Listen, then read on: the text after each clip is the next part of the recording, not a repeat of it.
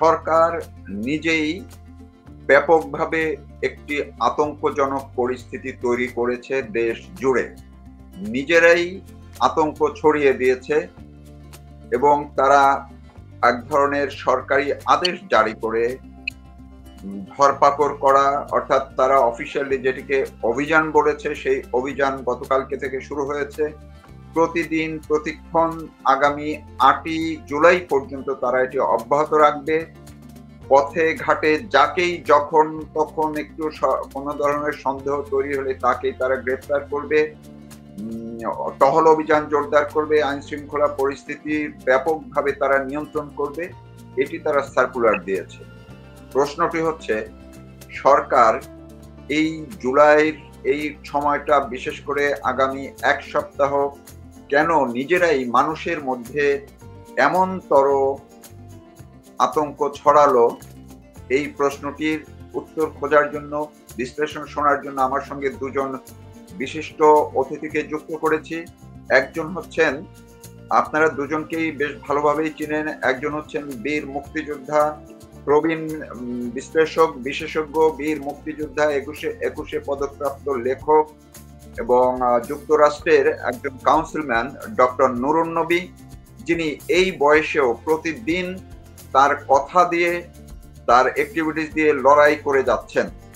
আর একজন লড়াকু মানুষ যাকেও আমরা প্রতিদিন দেখি, প্রফেসর ডক্টর নাজমুল হাসান কলিমুল্লাহ, যিনি বেগম রোকেয়া বিশ্ববিদ্যালয়ের সাবেক উপাচার্য, তিনি একজন লেফটেন্যান্ট কর্নেল, পাশাপাশি নির্বাচন নিয়ে তার দীর্ঘ সময়ের কাজ করার অভিজ্ঞতা, যিনি জানিপপের চেয়ারম্যান।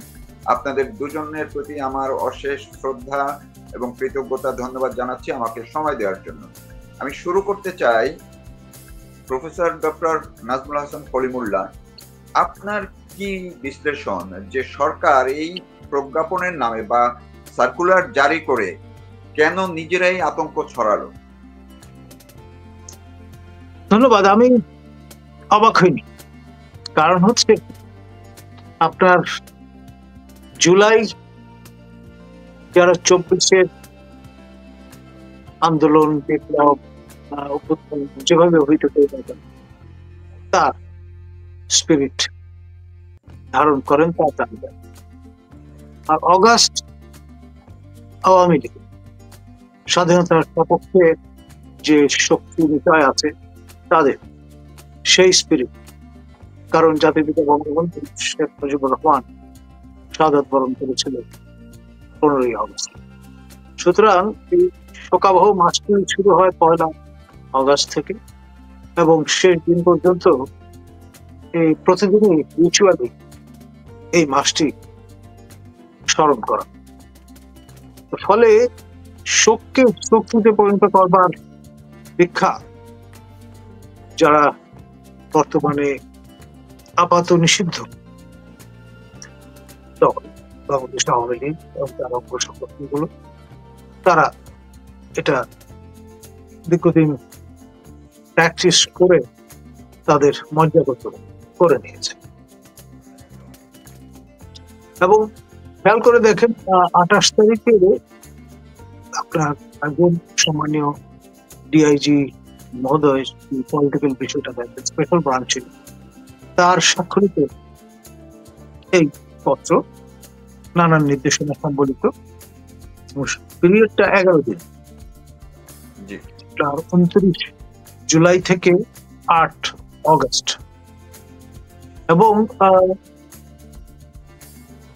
বেসামরিক আপনার স্টেট অ্যাক্টর স্পেশাল ব্রাঞ্চ, তারা কিন্তু ওয়াইডলি পুরো দেশের সকল বর্গের মানুষের খোঁজ খবর রাখে। এবং আমাদের যে স্থল সীমান্ত আছে, জল সীমান্ত আছে, তার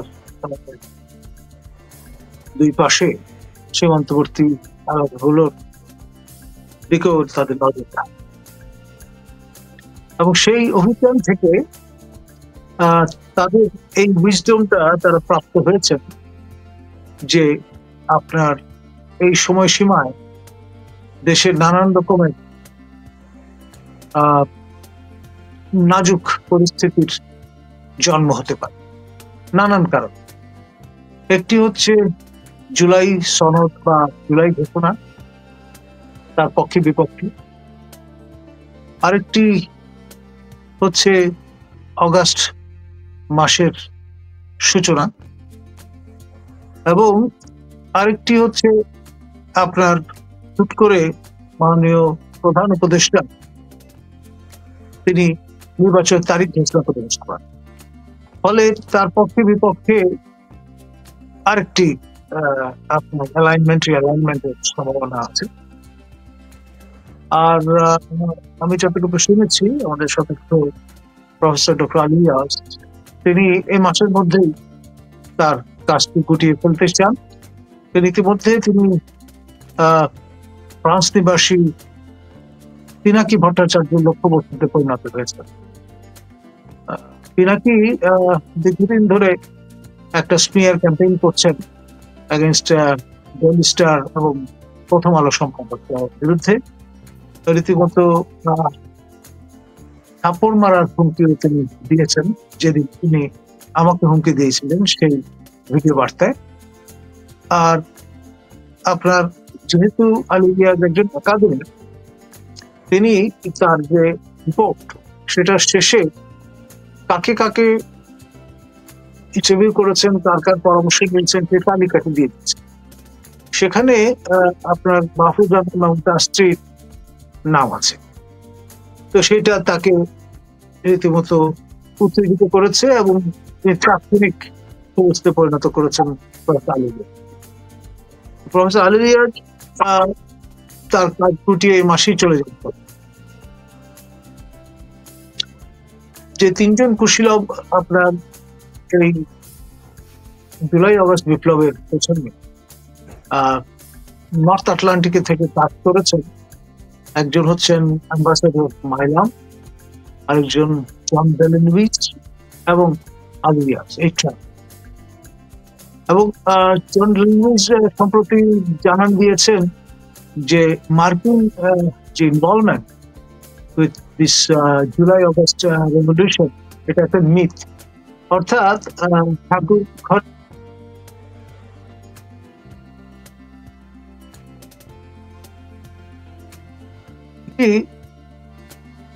অনুমান আমরা তার এই বক্তব্য থেকে করতে। আমি জানি যে তিনি আমার এই বক্তব্য খুব একটা অ্যামিউজড হবেন না, তার সঙ্গে আমার ব্যক্তিগত পরিচয় আছে এবং তিনি আমার ফেসবুক বন্ধু।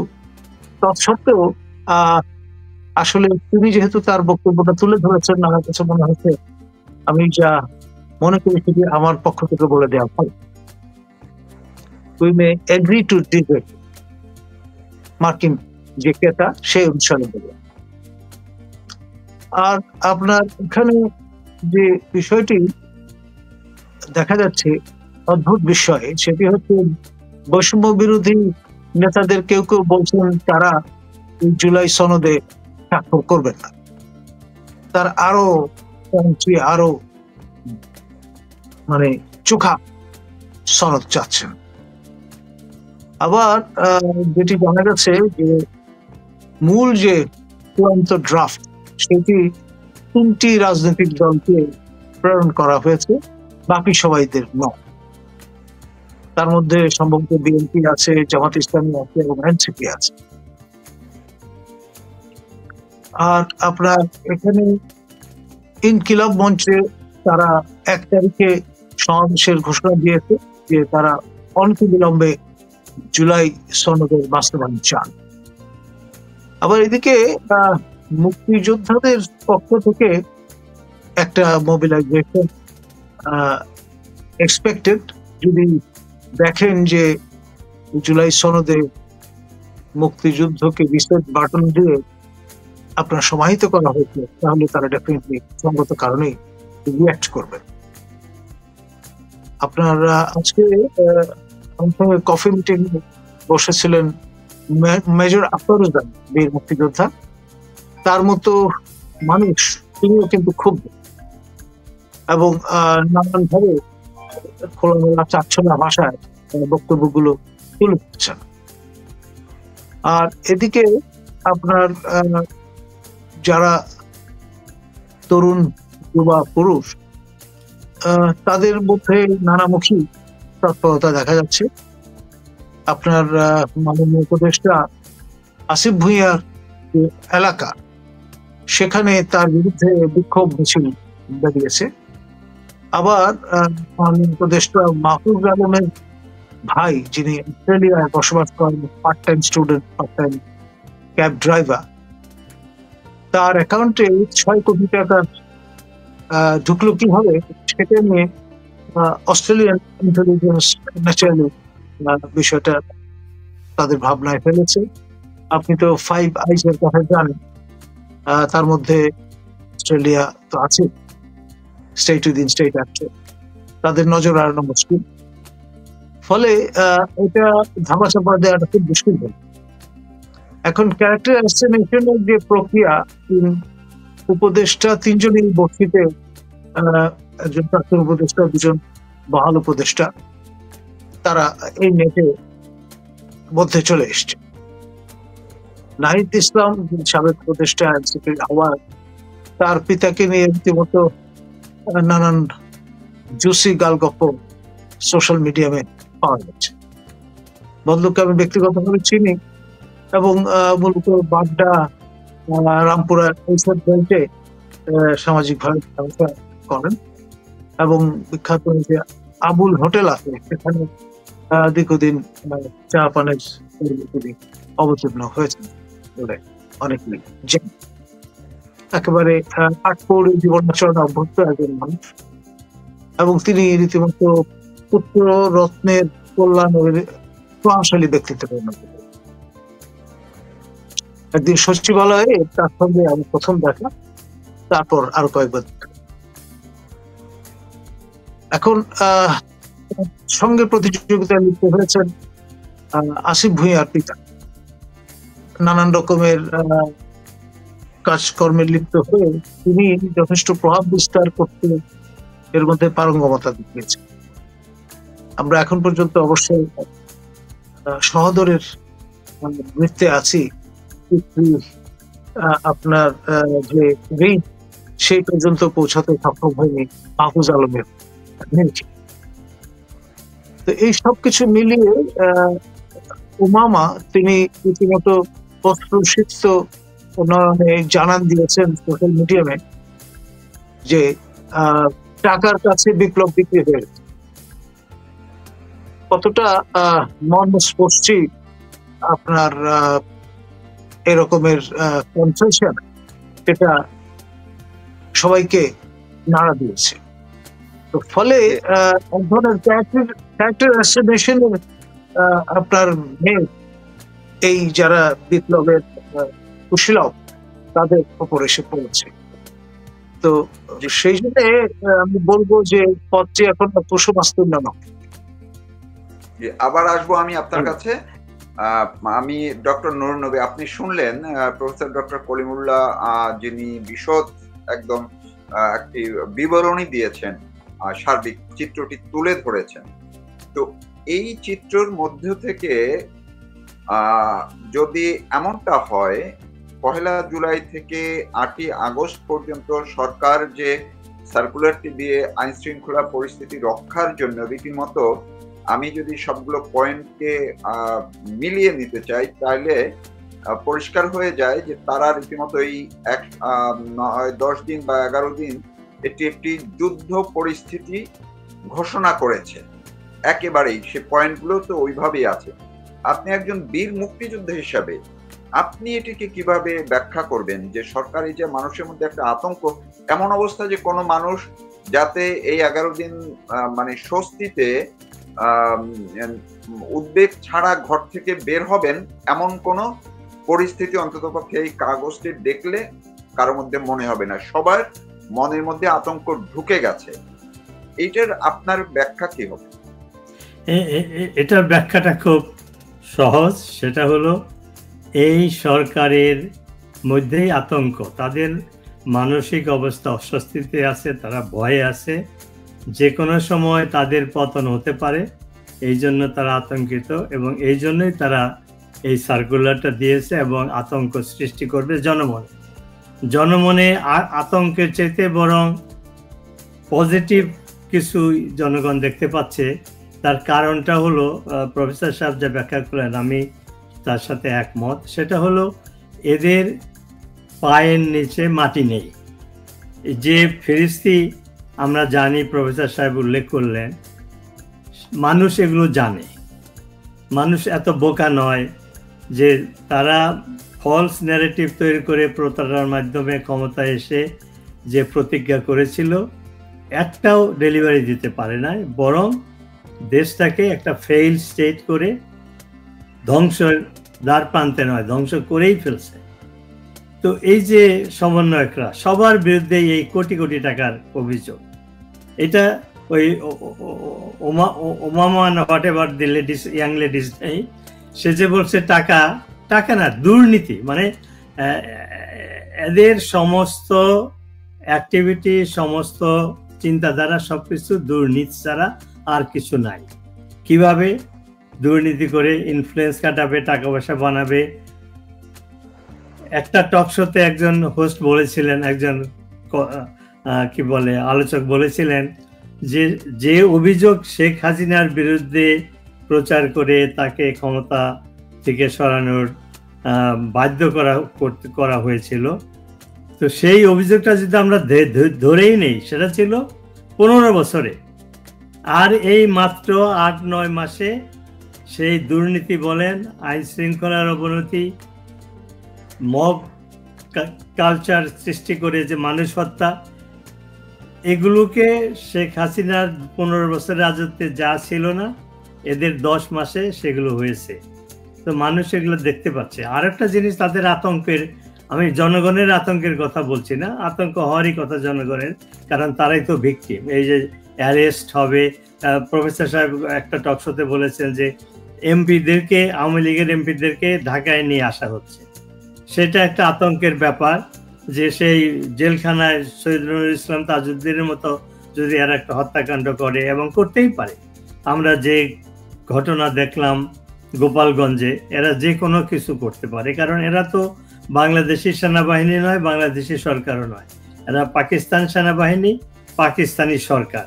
তো এরা যে কোনো কাজ করতে পারে, আতঙ্কারও হয়। কিন্তু আমি মনে করি আশার আলো যে এদের ভিতরে আতঙ্ক ঢুকে গিয়েছে, যার ফলে ইউনূস উল্টাপাল্টা কথা বলছে, উল্টাপাল্টা কাজ করছে। এই যে ইলেকশনের ডেট নিয়ে এত ফ্লেক্সিবল, যে আজকে এবার ডিসেম্বরে না হলে ফেব্রুয়ারি না হলে জুন মাসে, তারপরে এখন বলছে ইলেকশনের ডেট ডিক্লেয়ার করবে। এগুলো হলো ওই মানে ডুবন্ত মানুষ যেমন খড় কুটা ধরে বাঁচতে চায়, ইউনূস তাই করছে। সে বুঝতে পেরেছে তার মাটির নিচে, পায়ের নিচে মাটি নেই।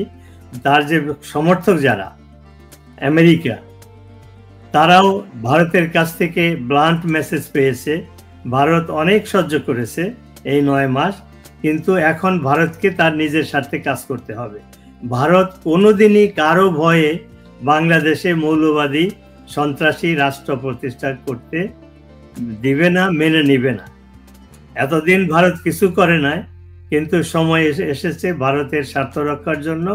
আমেরিকা অসন্তুষ্ট হোক, তাতে ভারতের কিছু যায় আসে না। আর ভারত একটা বানানা স্টেট না, পাকিস্তানের মতো যে ডোনাল্ড ট্রাম্পের রক্তচক্ষুতে তারা ভয় পেয়ে যাবে। ভারত তার নিজের জাতীয় স্বার্থে যা করা দরকার সেটা করবে। তা আতঙ্কের, ওদের এই ইউনূস রেজিমের আতঙ্কের যে কাজগুলো, সেটা হলো মানুষ ওদের মিথ্যাচার বুঝতে পেরেছে, তাদের দুর্নীতি দেখতে পাচ্ছে।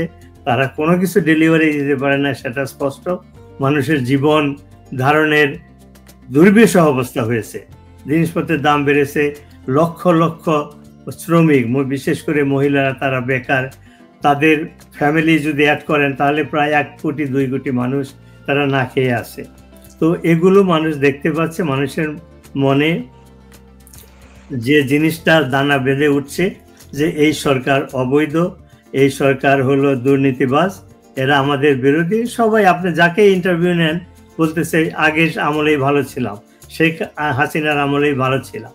তো এখন যে পরিস্থিতি দাঁড়িয়েছে, আওয়ামী লীগের নেতা কর্মীরাও মায়ের খেতে খেতে তাদের পিঠ দেয়ালে ঠেকে গিয়েছে।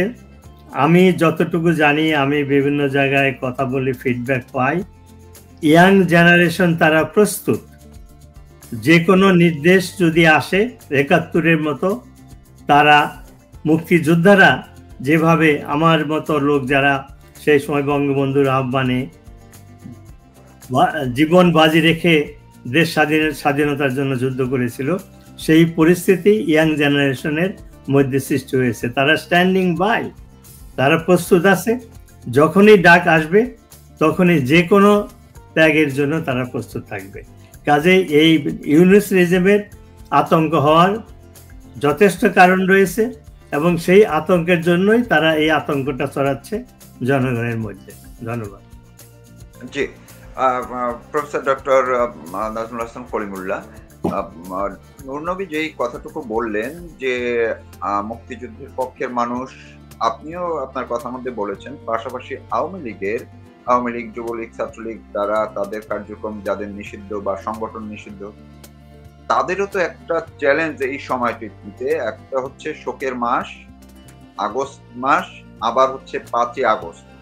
এই দুটি মিলে তাদেরও তো, যেই কথাটি ডক্টর নূরনবী বললেন যে দেয়ালে পিঠ ঠেকে গেছে, এটি শুধুমাত্র যে মার খাওয়া সেটি না, চিন্তার জায়গায়, চেতনার জায়গায়, তাদের আদর্শের জায়গায় সবচেয়ে বড় একটি আঘাত।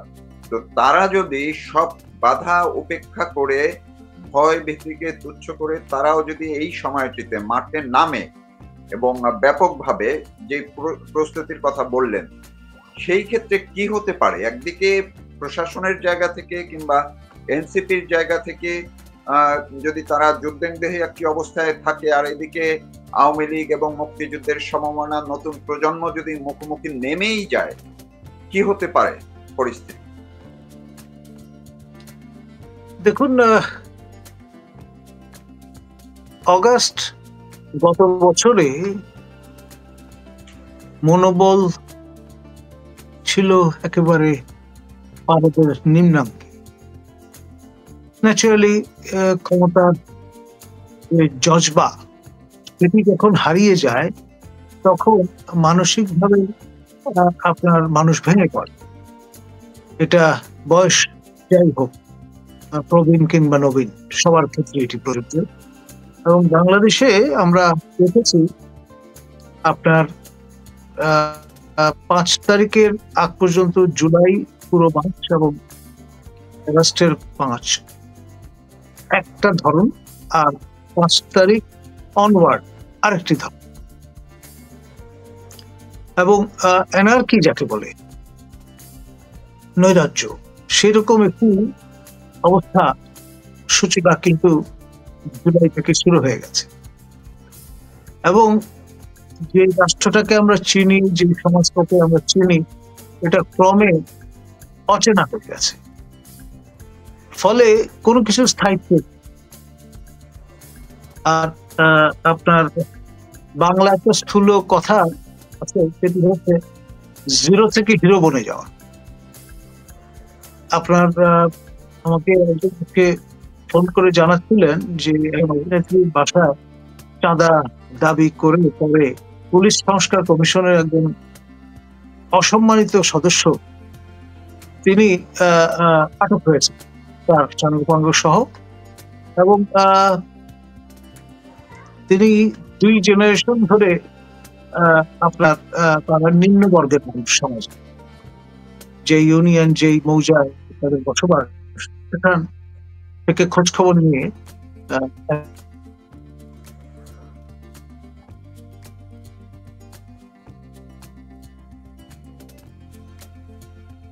বাংলাদেশ অর্থনীতি সমিতির সভাপতি ছিলেন, তিনি আমাকে টেলিফোনে জানান। তো এটাতে আমি খুব অবাক হই, কারণ এটাই এখন কারেন্ট ট্রেন্ড। এখন অতি লোভের তাঁতি নষ্ট, ওই যে কথাটি আছে, তার ক্ষেত্রে ব্যাপারটা তাই হয়েছে। দ্বিতীয়বারের মতো চাঁদা চাইতে গিয়ে এই বিপত্তিটা ঘটেছে।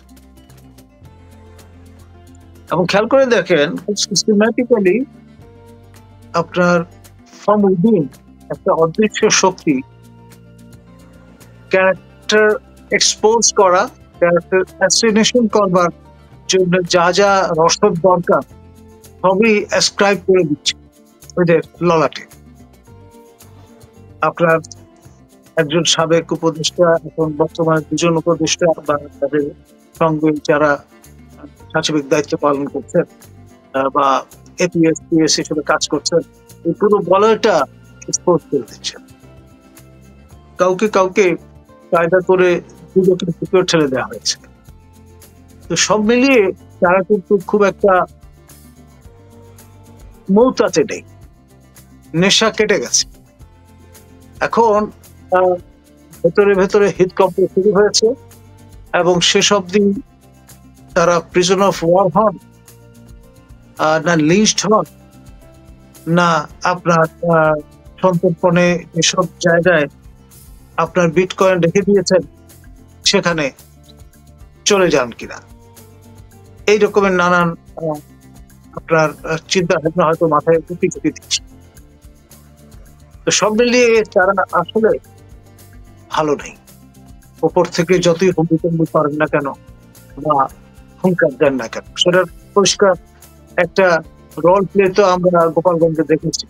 গিয়েছেন বাঘের মতো দর্শন করতে করতে, মানে ভাবটা এরকম স্টেট তো ফ্লোর করবে, এটাই স্বাভাবিক। কিন্তু সে পর্যন্ত রীতিমতো ঘেরাও হয়ে অবরুদ্ধ হয়ে চাচা আপন প্রাণ বাঁচা এরকম একটা চেতনা নিয়ে মাথা নুয়ে বেড়ালের মতো সন্তর্পণে সাজাও জালে ঢুকতে তাদের দেখি। ফলে এটা থেকে তো বোঝা যায় এই কেস স্টাডিটা থেকে যে তাদের কেমন অবস্থা। ধন্যবাদ। জি, ডক্টর নূর নবী, এর মধ্যে আপনি দেখেছেন, আমি নিজেও বিষয়টি নিয়ে আলাদা একটি ভিডিও করেছি, যে হিজবুত তাহরির, তাদের নিষিদ্ধ সংগঠন হিজবুত তাহরির, যারা এই সরকার, অন্তর্বর্তী সরকার প্রতিষ্ঠার ক্ষেত্রে বড় ভূমিকা রেখেছে, শক্তিশালী ভূমিকা রেখেছে এবং আওয়ামী লীগ সরকারকে, বিশেষ করে শেখ হাসিনা সরকারকে উৎখাতের জন্য তারা প্রকাশ্যে অপ্রকাশ্যে ব্যাপকভাবে সক্রিয় ছিল। সেই হিজবুত তাহরির একেবারে তাদের ভিডিও বার্তা দিয়ে হুমকি দিয়েছে বাংলাদেশে মার্কিন যুক্তরাষ্ট্র এবং জাতিসংঘের যা কিছু আছে সবকিছু তারা উচ্ছেদ করে সেখানে বাংলাদেশে খেলাফত, ইসলামিক খেলাফত কায়েম করবে। এই যে মার্কিন যুক্তরাষ্ট্র এবং জাতিসংঘের সবকিছু উচ্ছেদ করার হুমকি দিল, আবার তারা এই সরকারেরও এক ধরনের নেপথ্যে একটি অংশ। তাহলে এই বিষয়টি মার্কিন যুক্তরাষ্ট্র বা জাতিসংঘ তারা তাদের নজরে এটি আসবে বা কি হতে পারে, তাদের কোনো প্রতিক্রিয়া হতে পারে কিনা? এই নিউজটাই প্রমাণ করে ডে ওয়ানে আমরা যারা এই সমন্বয় বিরোধী ডিসক্রিমিনেশন বিরোধী যে আন্দোলন, এটা আসল সেই আন্দোলন ছিল না, প্রতিবাদ করেছিলাম, সেগুলোই এই গত 10 মাসে প্রমাণ হচ্ছে যে এরা আসলে মৌলবাদী তালেবানি খেলাফত একটা রাষ্ট্র প্রতিষ্ঠা করার জন্য বাংলাদেশে এই বিপ্লব, তথাকথিত বিপ্লব বা ষড়যন্ত্র করেছিল এবং ইউনুস এটার প্রধান। ইউনুসকে এরা ওয়েস্টার্নরা পোর্টে করেছে যে সে একজন শান্তির দূত, আসলে প্রমাণ হলো অশান্তির দূত। এবং কাদের জন্য কাজ করছে? এই হিজবুতুল তাহরির মতো মৌলবাদী ইসলামিক ফান্ডামেন্টালিস্ট একটা রাষ্ট্র প্রতিষ্ঠা করার জন্য।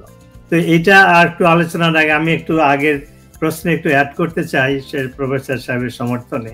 সেটা হলো, আমি এরশাদ বিরোধী আন্দোলন করেছিলাম আমেরিকাতে। একটা সেমিনারে এরশাদের একজন কট্টর সাপোর্টার আর্মি অফিসারের তর্ক হচ্ছিল। এক পর্যায়ে সে চ্যালেঞ্জ দিল যে ডক্টর নবীর সাথে বন্দুক যুদ্ধে আমি নামতে চাই, দেখি কে জিততে পারে। তা আমি বললাম আমার মিলিটারি ট্রেনিং নাই, মুক্তিযুদ্ধে অনেক আগে করেছি, কিন্তু আমি জিতবো এই জন্য যে আমরা দুজন যখন মুখোমুখি বন্দুক হাতে দাঁড়াবো সেই ওয়েস্টার্ন সিনেমার মতো, আমার হাত কাঁপবে না, কারণ আমি দেশের জন্য দাঁড়িয়েছি, আমি দুর্নীতিবাজ না। এরশাদ একজন দুর্নীতিবাজ, তারই হাত কাঁপবে। এক্স্যাক্টলি গোপালগঞ্জে তাই হয়েছে। এবং তারা মানে বিনা অস্ত্রে, বিনা খালি হাতে আর্মির বিরুদ্ধে যেভাবে তারা রুখে দাঁড়িয়েছিল, সেটাই প্রমাণ করে সত্যের জন্য যারা দাঁড়ায় তারা জয়ী হবে। বঙ্গবন্ধুর আহ্বানে আমরা যখন মুক্তিযুদ্ধে গিয়েছিলাম, আমাদের কোনো ট্রেনিং ছিল, আমরা কেন জয় হয়েছি? আমার মতো বাঙালির হাইট এইরকম 6 ফুট 6.5 ফুট, পাকিস্তানি সৈন্য আধুনিক অস্ত্র হাতে, তাদেরকে পরাজিত কেন করেছিলাম? আমরা দেশের জন্য আন্দোলন করেছি। বাংলাদেশে এই পরিস্থিতি দাঁড়িয়েছে, ওরা দেখাচ্ছে যে অস্ত্র হাতে গৃহযুদ্ধ করে জিতবে। গৃহযুদ্ধ যদি করে, আমরা খালি হাতে হয়তো সাময়িকভাবে ক্ষতিগ্রস্ত হচ্ছে, কিন্তু যখন আমাদের হাতে অস্ত্র থাকবে, ওদের হাতে যখন অস্ত্র থাকবে, সেই পরিস্থিতির সৃষ্টি হচ্ছে, তখন আমরাই জিতব। কারণ আমার সেই এরশাদ বিরোধী সেই বিতর্কের কাহিনীটা আমার মনে পড়লো এই জন্যই যে আমরা দেশমাতৃকাকে উদ্ধার করার জন্য লড়ছি। ইউনূসের নেতৃত্বে দেশটাকে তারা পাকিস্তানপন্থী সরকার বা দেশটাকে দখল করেছে। তো ৭১-এর মতোই অবস্থা, আমরা দেশটাকে উদ্ধার করব, ওরা দেশটাকে দখল করেছে, সেই তাদের সেই হিজমনি তারা চালাতে চাইবে, কাজে জয় আমাদের হবে। এখন আপনার এই প্রশ্নের জবাবে আমি যেটা বলতে চাচ্ছি যে ওয়েস্টার্ন, বিশেষ করে আমেরিকা কোনোদিনই ইতিহাস থেকে শিক্ষা নেয় না। তাই যদি নিত, ভিয়েতনামে পরাজয়ের পরে তারা আফগানিস্তানে পরাজিত হতো না, ইরাকে পরাজিত হতো না। পরাজিত মিনস দেশটাকে তারা ধ্বংস করছে, কিন্তু তারা যেটা চেয়েছিল সেটা পায় নাই। তো এখন বাংলাদেশে একটা বেস করে ইউনূসের মাধ্যমে চায়নার বিরুদ্ধে একটা এশিয়াতে বা ওই প্রশান্ত ওই অঞ্চলে আধিপত্য বিস্তার করবে, সেটা হবে না। কারণ আমেরিকার এই পলিসি, হিজেমনি, আধিপত্য দুনিয়ার ইতিহাসে কোথাও 10-12টা দেশের আমরা আমাদের জীবদ্দশায় আমরা দেখতে পাচ্ছি, সেখানে যেমন তারা সাকসেসফুল হয় না, ইউনূসের কাঁধে ভার দিয়ে বাংলাদেশে তারা সেই কাজটি করতে পারবে না। কারণ চায়না আর সেই চায়না নয়, চায়না শুধু আধুনিক ইকোনমিকই একটা সুপার পাওয়ার না, তারা মিলিটারি একটা সুপার পাওয়ার। ভারত আর সেই ভারত নয়। তো কাজেই আমেরিকার যে হিডেন এজেন্ডা, যেটা ইউনূস সাপোর্ট করছে, যে সেন্ট মার্টিন দিয়ে দিবে, চিটাগাং পোর্ট দিয়ে দিবে, কি বলে রাখাইনদেরকে অস্ত্র দিয়ে তাদেরকে সাহায্য করে খ্রিস্টান স্টেট এস্টাবলিশ করবে। একটা টকশোতে প্রফেসর সাহেব বিস্তারিতভাবে এটা আলোচনা করেছিলেন, আমার শোনার সৌভাগ্য হয়েছিল। সেই আশা কোনোদিনই সফল হবে না। চায়না মেনে নিবে না, ভারতও মেনে নিবে না। আর এদের দুইজনের সাথে যখন আমেরিকা ভার্সাস এই দুই স্টেট, তখন রাশিয়াও সাপোর্ট করবে। তার মানে 4টা সুপার পাওয়ারের 3টা সুপার পাওয়ার একদিকে, আর অন্যদিকে পাকিস্তান, ইউনূসের সরকার, আর হলো আমেরিকা। এটা কোনোদিনই সাকসেসফুল হবে না। তো কাজেই যে আতঙ্ক তাদের মনে সৃষ্টি হয়েছে, এটা সত্যিকারের যে আতঙ্ক, এই আতঙ্ক সরাতে গিয়ে তারাই নিজেরা আরো ক্ষতিগ্রস্ত হবে। এবং আমেরিকার পলিসি,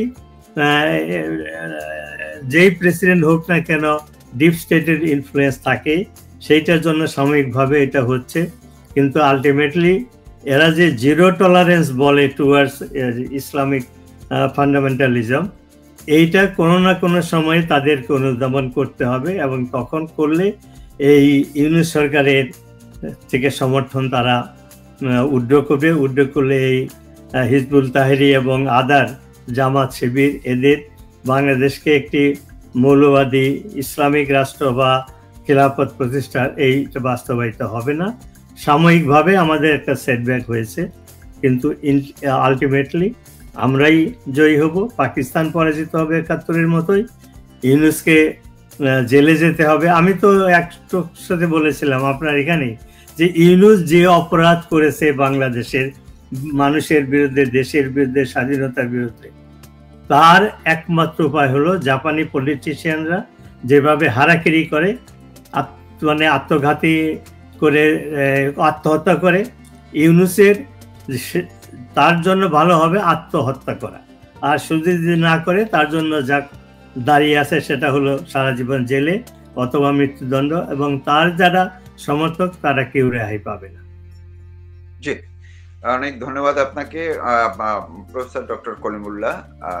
আপনি আরেকটা বিষয় আপনার নজরে এসছে কিনা, যে গত 23 জুলাই পাকিস্তানের স্বরাষ্ট্রমন্ত্রী আর বাংলাদেশের স্বরাষ্ট্র উপদেষ্টার মধ্যে বৈঠক হয়েছে এবং সেই বৈঠকের আলোকে খুব তড়িঘড়ি করে একেবারেই হুটহাট তারা বাংলাদেশিদের জন্য, বাংলাদেশের এই লাল পাসপোর্টধারীদের জন্য, বিশেষ করে উপদেষ্টা, ভিআইপি এবং কূটনীতিকদের জন্য পাকিস্তানের ভিসা তুলে দেওয়া হয়েছে। সঙ্গে নীল পাসপোর্টধারীরাও আছে। হ্যাঁ, নীল পাসপোর্ট যারা অফিসিয়াল পাসপোর্ট ক্যারি করে, বিশেষ ক্ষেত্রে সবার জন্য না, মানে একদম সাধারণ মাস পিপলের জন্য না, সবুজ পাসপোর্ট। হ্যাঁ, সেটা হঠাৎ করে কেন এটা হলো, আমি খুঁজতে গিয়ে আমার আগের একটা ভিডিওতে আমি সেটি বলেছি যে সিভিল এভিয়েশনের একটি সূত্র আমাকে জানিয়েছে এক ধরনের স্ট্যান্ড বাই পাকিস্তানের ক্ষেত্রে, পাকিস্তানের বিমান স্ট্যান্ড বাই রাখার জন্য তাদেরকে একটা সিগন্যাল দেওয়া হয়েছে। এই সিগন্যালটি দেওয়ার পর থেকে তাদের মধ্যেও একটা উদ্বেগ তৈরি হয়েছে যে কখন কি হয়, কখন পাকিস্তান বিমানকে তাদের স্ট্যান্ড বাই রাখতে হবে নাকি বাংলাদেশ বিমানই তাদের জন্য স্ট্যান্ড বাই থাকবে, এগুলো নিয়ে তারা নিজেরাও একটা উদ্বেগের মধ্যে আছে। এখন এই যে 10-11 দিনে যদি সেরকম কোনো পরিস্থিতি হয়, সেটার সঙ্গে কি এই পাকিস্তানি বিমান স্ট্যান্ড বাই রাখার, ফ্লাইট স্ট্যান্ড বাই রাখার কোনো যোগসূত্র আপনি দেখছেন কিনা? দেখুন, আমি দুবার পাকিস্তানে আন্তর্জাতিক ইলেকশন অবজারভার হিসেবে গিয়েছি এবং আপনার সিন্ধ, পাঞ্জাব এবং পাখতুনখোয়া, এই তিনটি প্রভিন্সে সর্বোচ্চ গমনের সুযোগ ছিল এবং ফেডারেলি অ্যাডমিনিস্ট্রেটেড ট্রাইবাল এজেন্সি, যেটি খাইবার এজেন্সি, সবচেয়ে বড় এজেন্সি, সেখানে আমি মুসলিম ডেতে ইলেকশন অবজার্ভ করছি। আপনার তুরখাম আর লান্ডিকোটা ইত্যাদি জায়গাগুলোতে রাগেড প্যালেস, এবং এখানে যে অবস্থাটা রিভিল করছে সেটি হচ্ছে যে আমাদের বাঙালি পপুলেশন কিন্তু আছে সেখানটায়। এবং আরেকটি বিষয় বলে রাখা ভালো, 16ই ডিসেম্বর আমাদের বিজয় দিবস, তাদের পরাজয় দিবস, এবং এরপরে আমরা দেখলাম যে আমাদের রাজা ত্রিদীপ রায় তিনি অপ্ট করলেন ফর পাকিস্তান এবং নুরুল আমিন তিনি পাকিস্তানের ভাইস প্রেসিডেন্ট হিসেবে দায়িত্ব বুঝলেন। মানে এখন তো আর সেটি মাশরিকি বা মাগরিবে পাকিস্তানের ফ্রেমওয়ার্কে নেই, বেসিক্যালি মাগরিবে পাকিস্তান হলো ইসলামিক রিপাবলিক অফ পাকিস্তান। এবং জুলফিকার আলী ভুট্টো বাংলাদেশকে স্বীকৃতি দেওয়ার আগ পর্যন্ত প্রতি বছর পাকিস্তানের যে ফেডারেল বাজেট, সেখানে 15 কোটি টাকা বরাদ্দ থাকতো ভুট্টোর ভাষায় মুসলিম বাংলার জন্য। এবং কিভাবে আবার একত্রীকরণ করা যায়, আবার পুনরায় এস্টাবলিশ করা যায়, সেই লক্ষ্যে তখন থেকেই কিন্তু কাজ চলছে। এবং বাংলাদেশে তৈরি করা হয়েছিল বাংলাদেশ পাকিস্তান মৈত্রী সমিতি, এবং আরেকটি আউটফিট তৈরি হয়েছিল, সেটি হলো বাংলাদেশ পাকিস্তান ফোরাম। আপনার করাচি ইউনিভার্সিটির প্রফেসর নমিস আহমার, তিনি 1 বছরের জন্য বাংলাদেশের ভিজিটিং ভাইস ছিলেন। আমাদের ইন্টারন্যাশনাল রিলেশনস ডিপার্টমেন্টে তিনি স্থিত ছিলেন এবং তারই উদ্যোগে বাংলাদেশ পাকিস্তান ফোরাম গঠিত হয়েছিল। এবং আমাদের বর্তমান উপদেষ্টা মণ্ডলীর একজন বহুল আলোচিত আপনার মাননীয় উপদেষ্টা, তিনি সেই বাংলাদেশ পাকিস্তান ফোরামের কনভেনার ছিলেন। আমি নাম বলবো না সঙ্গত কারণে। তো এই যে আপনার টাইপগুলো, সেগুলো কিন্তু বিদ্যমান ছিল, আছে, এবং সেটি আরো সংহত হয়েছে। সম্প্রতি আপনার আপনি বলতে পারেন অ্যাডভাইজার, তার বাবা পাকিস্তানি, মা বাঙালি।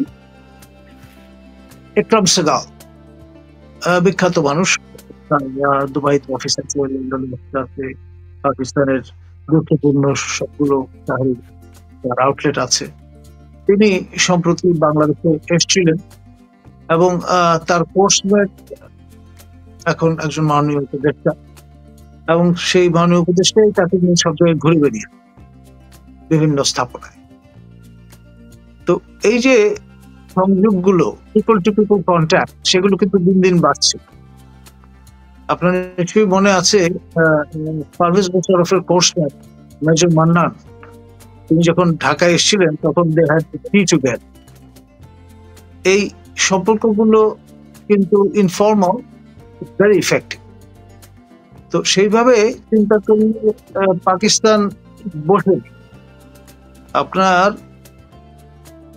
গত শেখ হাসিনার শাসনামলের শেষ পর্বে আপনার রীতিমত একটা এম্বারাসিং পজিশনে পড়েছিলেন his excellency the high commission of Pakistan. তার রিলিভার কখন আসবে তিনি বুঝতে পারছিলেন না, কারণ এগ্রিমো হচ্ছিল না। বাংলাদেশ ক্যাপ্টেন এগেন্স্ট অবস্থায় সেটা রেখে দিয়েছিল।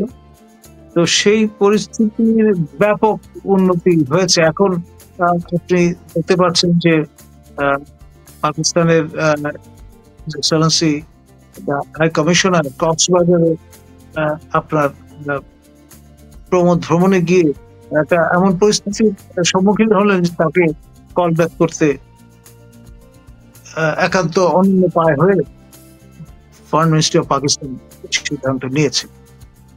তো এই যে আপনার যে সংযোগগুলো, সেগুলো দিন দিন বাড়ছে, ইনফর্মাল সম্পর্ক আরো প্রগাঢ় হচ্ছে এবং সেটি নতুন নতুন মাত্রা যোগ করছে। এখানে এই যে আপনার ভিসা শিথিলতা, পোর্ট এন্ট্রি ভিসা পাওয়ার সুযোগ, সেগুলো হয়ে গেছে অবারিত।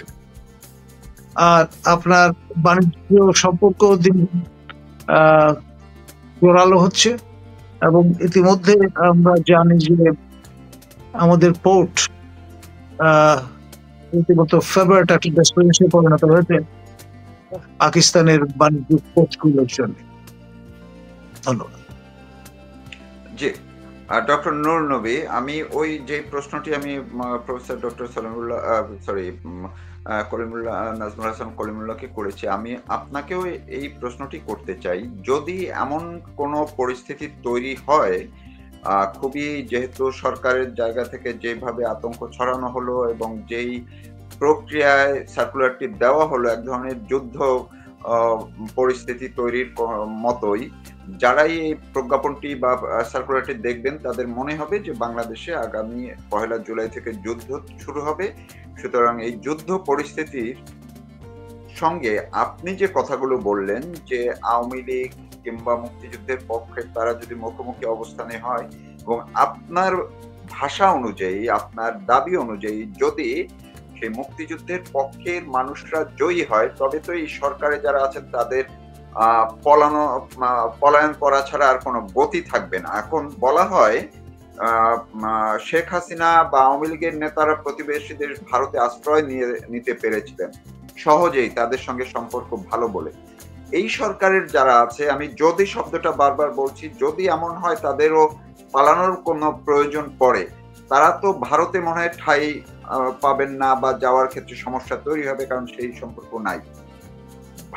যদি তারা পাকিস্তানে যেতে চান এবং যেভাবে ফ্লাইট স্ট্যান্ড বাই রাখার জন্য বলা হয়েছে, সেটি কি তারা সফল হবেন? সেটি সেই সময়টি বা সেই প্রক্রিয়াটি কিভাবে হতে পারে? আপনার কোনো ধারণা আছে কিনা? বা আমার ধারণা আছে যে ইতিহাস আমরা দেখেছি 71-এও পালানোর জন্য তারা চেষ্টা করেছিল। সামান্য কিছু লোক পাকিস্তানে গিয়েছিল, কিছু লোক বার্মাতে গিয়েছিল, কিন্তু বাকিরা, কিছু লোক মিডল ইস্টে গিয়েছিল, কিন্তু বাকিরা দেশের অভ্যন্তরে তারা ছিল। তাদের অনেকেরই জেল হয়েছিল, অ্যারেস্ট হয়েছিল। তো তারপরে সে এক অন্য কাহিনী, সবাইকে আমরা শাস্তি দিতে পারিনি। কিন্তু এইবার এইবার তাদের পালানোর কোনো পথ নেই, কারণ পাকিস্তানিদের চাইতেও তারা অত্যাচার বেশি করেছে। পাকিস্তানিরা যে কি বলে 200 to 400,000 আমাদের মা বোনের সম্মানহানি করেছিল, 3 মিলিয়ন লোককে হত্যা করেছিল। এটা কিন্তু অনেকেই জানে না যে মুসলমান হত্যার সবচেয়ে বড় হত্যাকারী দেশ হলো পাকিস্তান। সেই পাকিস্তানের সাথে ইউনূস সরকার দহরম বাড়াচ্ছে বিভিন্ন ক্ষেত্রে, মিলিটারিলি, ইকোনমিক্যালি, সোশ্যালি, কালচারালি। অথচ যে ভারত আমাদেরকে সাহায্য করেছিল, 6,000 সৈন্য, ভারতীয় সৈন্য তাদের জীবন দিয়েছিল আমাদের স্বাধীনতার জন্য, 20,000 সৈন্য তারা আহত হয়েছিল। এবং গত 50টা বছরে তো 10-12টা সরকার এসেছে বাংলাদেশে, রেজিম এসেছে, কেউ এই সরকারের মতো ভারত বিরোধী পরিস্থিতি সৃষ্টি করে নাই। তো এর প্রমাণটা কি? এটাকে কি প্রমাণ করে? প্রমাণ করে যে এরা বাংলাদেশকে একটা মিনি পাকিস্তান বানানোর চেষ্টা করছে। 71-এর পরাজিত শক্তি তারা ক্ষমতায় এসে সেই প্রতিশোধ নিতে চাচ্ছে, এবং তারা কি করতে যাচ্ছে যে বাংলাদেশকে পাকিস্তানের একটা অংশ, হয়তো অফিসিয়ালি মার্জ করতে পারবে না হয়তো, কিন্তু এটা হবে না, কখনো হবে না। বাংলাদেশের মানুষ এখনো মুক্তিযুদ্ধের চেতনায় বিশ্বাস করে, তাদের যে স্যাক্রিফাইস সেটা তারা ভোলে নাই, ভুলবে না। তো আমরা স্তম্ভিত হয়ে গেছি হঠাৎ করে এই ষড়যন্ত্র, কারণ আমেরিকা এত বড় একটা শক্তিশালী দেশ, তার সাথে ছিল ইউরোপিয়ান কান্ট্রি, পাকিস্তান ছিল, এখন শুনতে পাচ্ছি কাতার এবং টার্কিরও টাকা পয়সা এর সাথে ছিল। তো এদের সাথে এদের সবাই মিলে ষড়যন্ত্র করে, আর জামাত এবং শিবির তো ছিলই দেশের অভ্যন্তরে, এবং সন্ত্রাসী 71-এ কিন্তু জামাত শিবির ছিল একটা পলিটিক্যাল পার্টি যারা বাংলাদেশের স্বাধীনতার বিরোধিতা করছে। কিন্তু এই যে হিজবুল তাহরি এবং আদার, এরা তো ফেরোসাস, মার্সিলেস, এবং মানে এদের মতো সন্ত্রাসী সংগঠন দুনিয়াতে কোথাও নাই। তো তারাই এখন, এরা সবাই মিলে আমাদের বিরুদ্ধে ষড়যন্ত্র করছে। তো এই জন্য সাময়িকভাবে আমরা স্তম্ভিত হয়েছি, আমরা মার খাচ্ছি, কিন্তু আলটিমেটলি জয় আমাদের হবে। কারণ আমি আগেই বলেছি যে আন্তর্জাতিক যে পরিস্থিতি আছে সেটা সেই 71-এর মতো নয়, ভারত সেই ভারত 71-এর মতো নয়, চায়নাও তার ঠিক তা না। আর আগের দিনে যে বাংলাদেশে পাকিস্তানে যে অত্যাচার করেছিল তখন এই মাস মিডিয়া ছিল না, এবং গত 15 বছরে মুক্তিযুদ্ধের পক্ষের আমার মতো লোকরা মাস মিডিয়াতে আমরা এত সক্রিয় ছিলাম না। কিন্তু এখন বাংলাদেশে যা ঘটছে সাথে সাথে সারা বিশ্বে প্রচার হয়েছে। এই যে রংপুরে হিন্দুদের উপরে যে অত্যাচার করা হলো 2 দিন আগে, সেইটার সাথে সাথে শুনে সেটার ভিডিও ক্লিপেজ আমরা ভিডিও ফুটেজ আমরা সারা দুনিয়ায় ছড়িয়ে দিয়েছি। আমরা আজকে একটা বিবৃতি দিয়েছি আমি নিজে 71-এর প্রহরীর পক্ষে, ইংরেজিতে বাংলাতে। তো এই কাজটা তো আমরা আগে করতে পারিনি, ইভেন গত বছরও করতে পারিনি, কিন্তু এখন আমরা করছি। এই যে হিজবুল তাহরির যে স্টেটমেন্টটা, এই ভিডিও ফুটেজ যেখানে পাঠানোর কথা আমরা পাঠিয়ে দিয়েছি, তাদেরকে আমরা সতর্ক করছি যে তোমাদের ভুল পলিসি, তোমাদের যে zero tolerance towards Islamic fundamentalism or violence, সেখানে কি তোমরা ইগনোর করছো। You should wake up. তো এগুলা আমরা প্রচারের চেষ্টা করছি, ডেন্টের ক্রিয়েট চেষ্টা করতেছি। আলটিমেটলি ইউনূস আর সেই শান্তির দূত না, বিশ্বের কাছে তার যারা প্রমোটার ছিল অধিকাংশর কাছেই সে হলো অশান্তির দূত। তো কাজেই পাকিস্তান 71-এ জয়লাভ করতে পারেনি, এখনো পারবে না, এবং মুক্তিযুদ্ধ বিরোধী শক্তি তারা যে আশা দেখতে চেয়েছিল ইউনূসের মাধ্যমে, সেটাও বাস্তবায়িত হবে না। এই একজন শিক্ষিত লোক, 84 বছর বয়স, মানুষ যে এত খারাপ হতে পারে, মানে আমার বাবা মা আমাদেরকে গালি শেখায় না, 85 বছর গালি শেখায় নাই, কিন্তু এর কথা মনে হলে আমার মুখে গালি এসে যায়। আমাকে অনেকেই আমার টক শো দিয়ে শুনে বলে, বন্ধু বান্ধব, যে তুমি তো একজন নরম সরম ভদ্র মানুষ ছিলে, এখন এত কঠিন ভাষায় কিভাবে ইউনূসের সমালোচনা করো? আমি বললাম আমি নিজেও জানি না।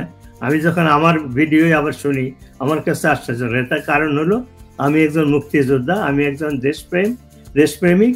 আমি এই দেশকে প্রতিষ্ঠা করেছিলাম শান্তির একটা দেশ প্রতিষ্ঠা করার জন্য, অসাম্প্রদায়িক সমাজ ব্যবস্থা স্থাপনের জন্য। হিন্দু বৌদ্ধ খ্রিস্টান সবাই সমানই থাকবে। রংপুরে জাস্ট হিন্দু হওয়ার জন্য তাদেরকে এই ভিক্টিমাইজ হতে হলো। তো এই সমস্ত কারণেই আমরা যত খারাপ দিন দেখি না কেন সামনে, যত অত্যাচারই আমরা সহ্য করছি না কেন, কিন্তু আলটিমেটলি জয় আমাদের হবে। এবং সেটার আমরা ইঙ্গিত পাচ্ছি। আপনি আজকে যে টপিকটা দিয়েছেন, আতঙ্ক ছড়াচ্ছে, আতঙ্ক এই জন্য ছড়াচ্ছে কারণ নিজেরাই আতঙ্কিত। অনেক ধন্যবাদ আপনাকে। দর্শক যারা এতক্ষণ আমাদের সঙ্গে ছিলেন কিংবা পরে দেখবেন, আপনাদের জন্য আরো একটু জানাচ্ছি যে আমরা মূলত বিষয়টি ঠিক করেছি যে সরকার নিজেই কেন আতঙ্ক ছড়ালো। এই ইস্যুটি এই কারণে তুলে ধরেছে যে সরকার একটি সার্কুলার জারি করেছে আগামী 1 জুলাই থেকে শুরু করে, আগামী 1 জুলাই না, মূলত গতকালকে থেকে শুরু করেছে, 29 তারিখ থেকে 8 আগস্ট। জি, তো ব্যাপকভাবে অভিযান চালাবে। পথে ঘাটে কোনো মানুষকে তাদের সন্দেহ হলেই ধরে ফেলবে। এছাড়া জলে স্থলে সড়কে আকাশে সর্বাত্মকভাবেই রীতিমতো একটি যুদ্ধ পরিস্থিতির তারা ঘোষণা দিয়েছে সার্কুলার দিয়ে। ফলে কি হতে পারে, কেন সরকার এটি করলো, এই আতঙ্ক ছড়ালো, এটি নিয়ে কথা বললেন ডক্টর নুরুন নবী, যিনি যুক্তরাষ্ট্রের একজন কাউন্সিলম্যান, বাংলাদেশের স্বাধীনতা সংগ্রামের একজন বীর মুক্তিযোদ্ধা এবং 21শে পদকপ্রাপ্ত লেখক। আর সঙ্গে ছিলেন প্রফেসর ডক্টর নাজমুল হাসান কলিমুল্লাহ, যিনি প্রতিদিনই দুইজন সাহসী মানুষ, লড়াকু মানুষ, তারা দেশের জন্য, মুক্তিযুদ্ধের জন্য, স্বাধীনতা রক্ষার জন্য কাজ করে যাচ্ছেন, কথা বলছেন।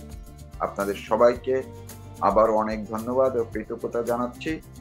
আর এই যে 1 আগস্ট জাতির জনক বঙ্গবন্ধুকে সপরিবারে হত্যার যে মাসটি আসতে যাচ্ছে, শোকের মাসটি আসলেই দেশ রক্ষার জন্য শক্তিতে রূপান্তরিত হোক, এই প্রত্যাশা নিয়ে শেষ করছি। সবাই ভালো থাকুন, নিরাপদে থাকুন, সুস্থ থাকুন।